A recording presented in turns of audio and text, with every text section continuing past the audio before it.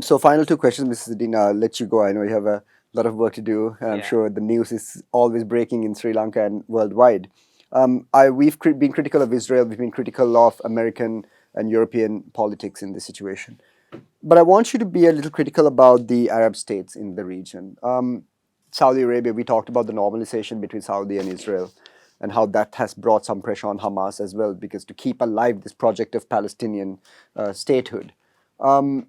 Should not, especially countries like Saudi Arabia, the United Arab Emirates, which are very rich, powerful countries, which have militaries, etc., should they not be doing more in this case? Because I think right now in Saudi Arabia, there's a conversation about between the king and the crown prince and how the older generation were very much in favor of the Palestinian statehood. The younger generation see it as more of an external issue that's not concerning them. But generally speaking, the Arab states have always been at least some kind of bulwark against this Western hegemony in that region, and they fight for the Palestinian cause. How have you seen their reaction to October 7th and everything that's going on? The Arab street is concerned. They're pro-Palestinians. But in the Arab street does not count in an undemocratic Arab world. Yes. The Arab world does not have democracy. Who prevents democracy in the Arab world? It's the Western powers. The moment democracy comes into Arab countries, they will be pro-Palestinians, anti-Israel, anti-West. They will be independent. So the United States, it's easier to control a few monarchs and emirs and leaders than controlling a democratic big thing. So democracy promotion, the Americans and the West say, we are promoting democracy throughout the world. It's bunkum. What they do is, the selective promotion of the, of course, Sri Lanka, a country like Sri Lanka, definitely they will say human rights, democracy, and all those things. But such things do not apply to the other areas, like say, for instance, the Arab world. Human rights is horrendous, but never the United States. Yes, there are reports that the State Department publishes its report and saying that such and such things had happened, but there was no major outcry against U.S.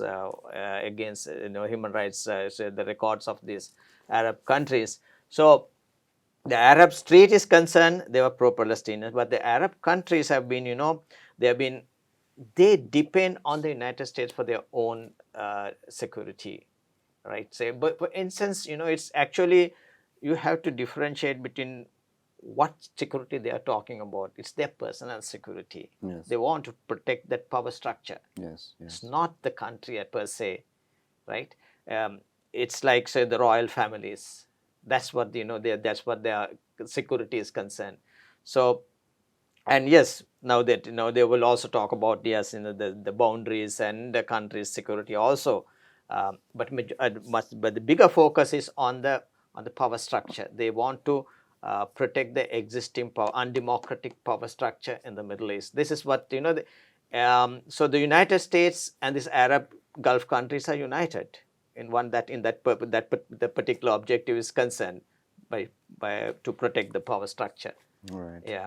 So, Mr. Izzadeen, Sri Lankan foreign policy has been always supportive of the Palestinian cause. Generally speaking, I think Mahinda Rajapaksa, one of our long-term leaders, has been one of the people at the forefront of the fight for Palestinian solidarity in Sri Lanka. On the other side, Israel has played a major role in Sri Lanka as well. They have supplied the Sri Lankan military with Kafir jets, armaments, bombs, all of that. How do you view this current Sri Lankan diplomatic and political support for Palestine? I wonder if you noticed President Ranil Wickremesinghe on his trips to the United States for the United Nations General Assembly. He mentioned the Palestinian issue without being prompted. He wasn't asked a question about Palestine, but I think one was in response to a question about Ukraine. He said, well, you're talking about territorial integrity in Ukraine. What about Palestine? And then he mentioned it even, I think it was a few days ago in one of his speeches, not the budget speech, obviously, but before that, he mentioned the BCIS speech. BCIS speech. He mentioned that, this rules-based order, but what about rules? What about this Palestinian issue? So he's clearly now become a friend of the Palestinian issue as much as Mahinda Rajapaksa was. How do you view Sri Lankan support for Palestinian solidarity? I think it is, it's about, there are about 9.3% Muslims in Sri Lanka. It's as a vote bank, right? Okay, so there's electoral politics also. You cannot discount that. So that's also there, but then there's been Sri Lanka's traditional point of view. The Sri Lanka's traditionally Sri Lanka had been a pro-Palestinian state during the non-aligned, because we were in the forefront of the non-aligned movement, the Asia-Africa Afro-Solidarity movement. We were one of them in the Bandung conference, and we were there in all over, during the non-aligned movement. We were one of the top leaders of the Sirma Bandaranaike is a household name in Arab countries or in other non-aligned countries. So right. So for instance, 1970, I just want to say 1976, when during the non-aligned movement conference, we came under, Sirima Bandaranaike government came under tremendous pressure from the United States not to include the mention of Palestine in their final communique. She said, "Who are you? Tell us."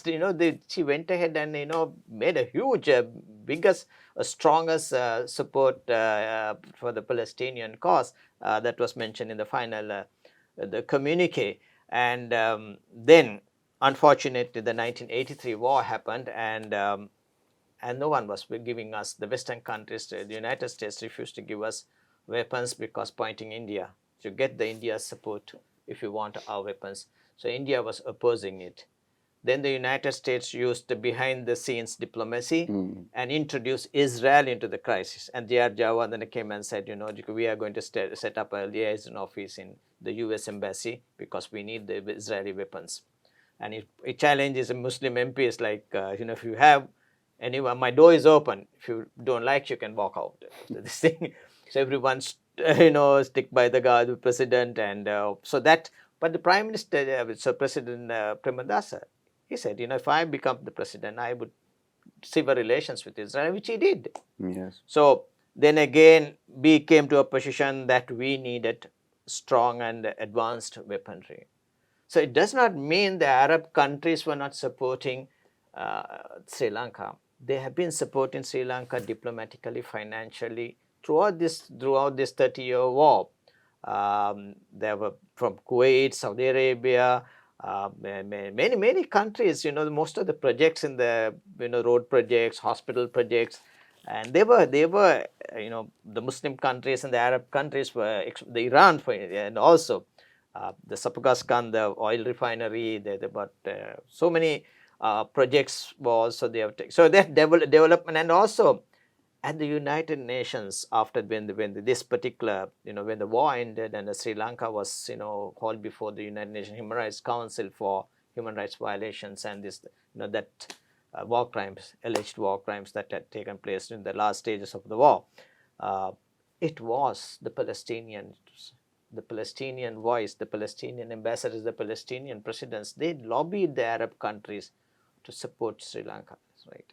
So, but unfortunately, some of this Arab and Muslim support suffered some kind of an erosion because of the Gotabaya Rajapaksa government's policies, like the COVID death, and even before, I suppose, with commission both the Balasena and the Al-Gama and yeah, all of that. that's right. So all those things caused a little bit of erosion in but anyhow, now that things are coming back to normal. So we need everyone's support, right? So, and I think Sri Lanka might have to be a bit careful this time around, because the Indian government has been very much behind Netanyahu and the Israeli government. I think, in fact, the defense ties between Israel and India have really gone up over the last decade or so. So I think that sort of gives another angle for Sri Lanka. When we being in India's neighborhood, we have to be a little bit more. Sri Lanka is tremendous. Sri Lanka's foreign policy makers are under tremendous pressure. That's what I know. I come to know from on behalf of Israel, from the United States, from India. These two countries are putting lots of pressure on Sri Lanka to have a pro-Israeli foreign policy, right? We must give the credit to the Sri Lanka's foreign policy makers, and they have been, they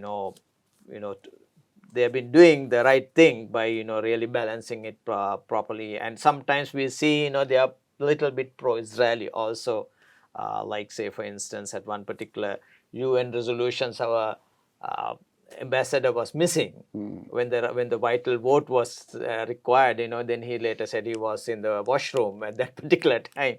So that was certain. I mean, actually, we too, we not abstain, but we were absent Absent, actually. yeah. So that was seen as a pro-Israeli shift during that period, but that was in the 2000s. So, but now I think it's very now little bit balanced thing. We, as I said, there's electoral politics also. Vote bank politics. Yeah. That's always the case. Yeah. Thank you very much for your time on giving us your time for this most important to discuss this important conflict, because I think it's one of the things that history will remember, this stage of modern history, because we are really at a time where the world is shifting, and your expertise is much appreciated in that regard. So thank you very much, Mrs. Izzadeen. Thank you very much for inviting me and giving me this opportunity to share my views on this subject. Thanks. Thank you very much. Okay. Thank you. Thanks.